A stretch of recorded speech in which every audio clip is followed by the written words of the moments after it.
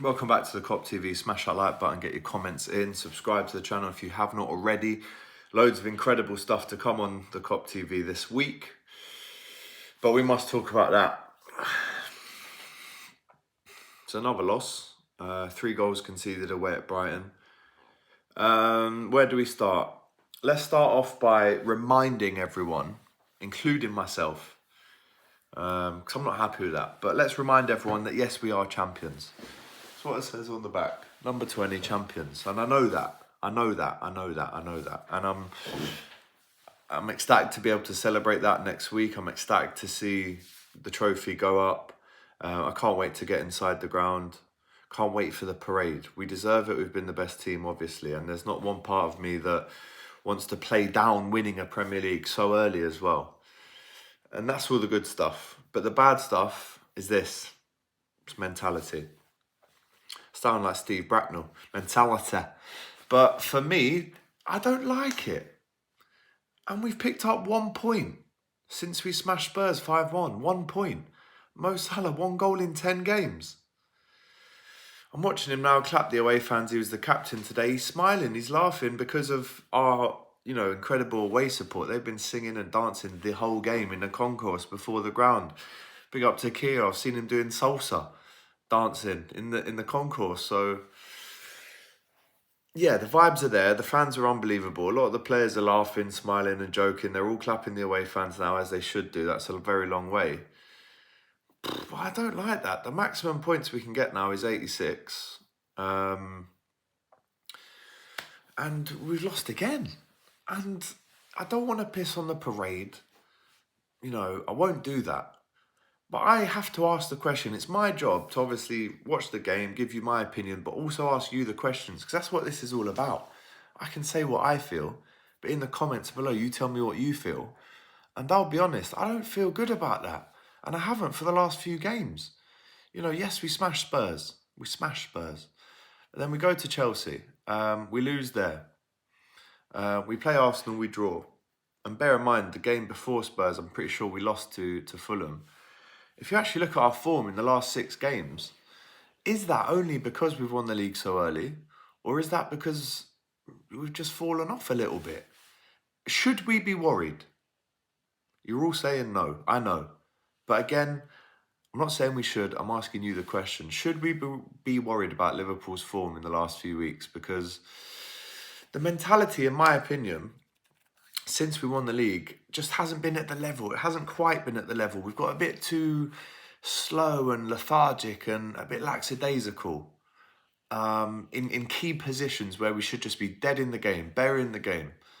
And that Mo Salah chance, I have to go back to that, because if he scores that, the game is 3-1, the game's over. We make some subs, maybe bring on Endo at that point, 3-1 up. Their subs, compared to our subs today, light and day. Mitoma comes on, Hinzelwood comes, I think it's Hinzelwood, comes on, Mitoma scores and then assists Hinzelwood. Or Hinzelwood, I think that's his name.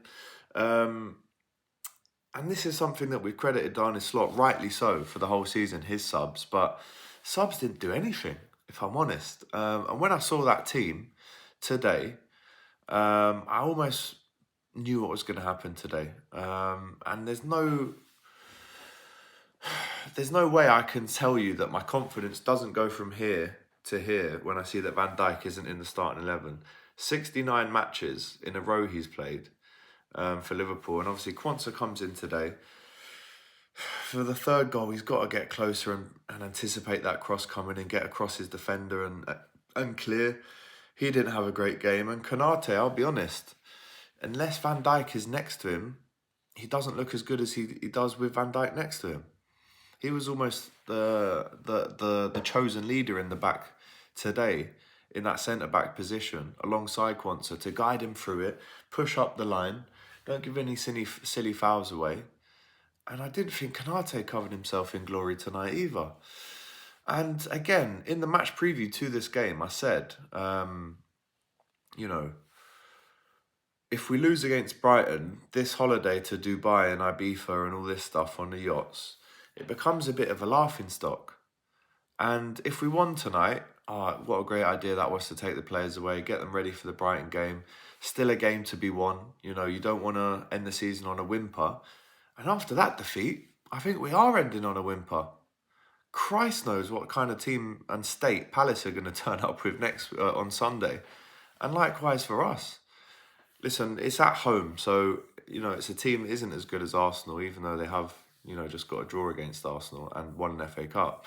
But you'd like to think on paper, with it being a home game, with the trophy lift coming after the game, that Liverpool step up. But that's no excuse.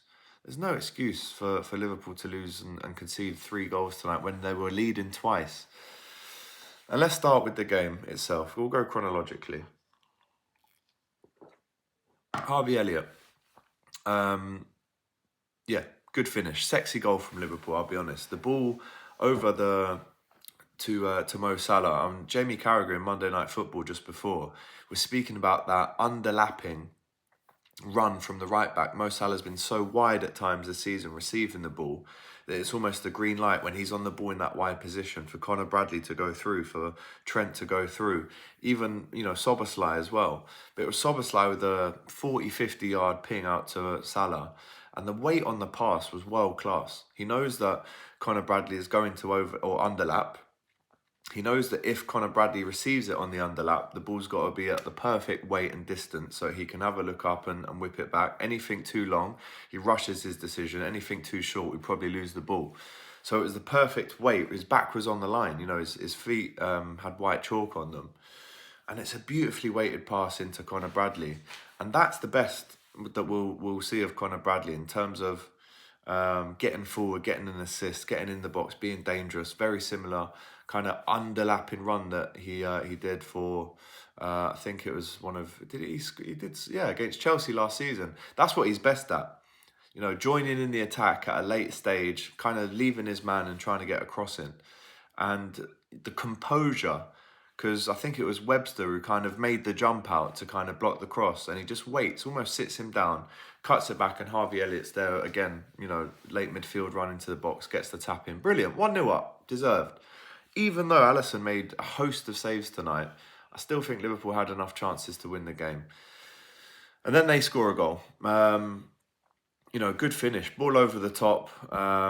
It goes over, floats over Konate's head, and, you know, the ball gets brought down, and all of a sudden it's a great touch and a great finish, 1-1. Maybe Alisson could have dived a little bit more, but it's 1-1. And then at least we did go into the half-time break with a lead, because Szoboszlai, I mean, it was definitely a cross. It's kind of one of them old school Drogba free kick, side foot dippers, whippers. Keeper had no idea what was going on. So we're 2-1 at half time. Brilliant. Everything's going to plan. We could have done without conceding that goal, but I'm happy with that. And the second half starts, and I'll be honest, apart from Mo Salah's chance, we didn't really threaten. There was a Gakpo shot that goes over the bar. Núñez came on, pretty much did nothing. Obviously, he gave the ball to Conor Bradley for that cutback right at the end that was missed. Núñez didn't do anything. Luis Diaz, you know, got tackled more times than he went round a player when he came on. And I'm just disappointed because it's 2-2. Sorry, it's 2-1. And then it's 2-2. And then it's 3-2 right at the end with the ball across. And Quansah standing there with his hand on his hands on his head. And too right, because, you know, you've got to anticipate that cross a little bit more. And this game was crucial for Brighton. 25 shots they had. We had 18. 12 shots on target. 5 on target for Liverpool. Expected goals 2.1. 2.34 for Brighton. Possession 48-52. And the passes in the final third, we had 89. They had 137. All those stats confirmed to me that this game was more important for Brighton than it was for Liverpool. They're still fighting for European football if they finish 8th. That's a massive win for them tonight. They go 3 points clear now of the team ahead of them, Brentford, who obviously lost at the weekend. But I'm asking you, are you worried? Has the mentality massively dropped since we won that game against Spurs in which we won the league? Or am I overreacting? And if you've got this far, maybe I am overreacting. But in the WhatsApp groups today, for example, right, I'm in this big WhatsApp group. I'm in one, and they're saying, like, you know, shut up, stop messing around, get over yourself. And I'm saying, come on, man, that mentality is not good. People are saying behave, have a day off. For me, questioning the mentality.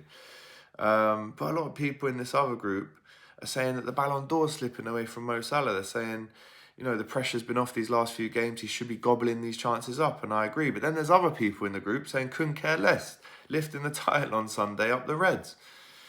I think Szoboszlai coming off was a big, not I wouldn't say error, but it definitely changed the game in their way, in their favour. And Mitoma obviously smashed us as well. But people are saying not sure Dubai was the best prep for this match. People, again, saying we've looked all over the show defensively for the last 10 games or more.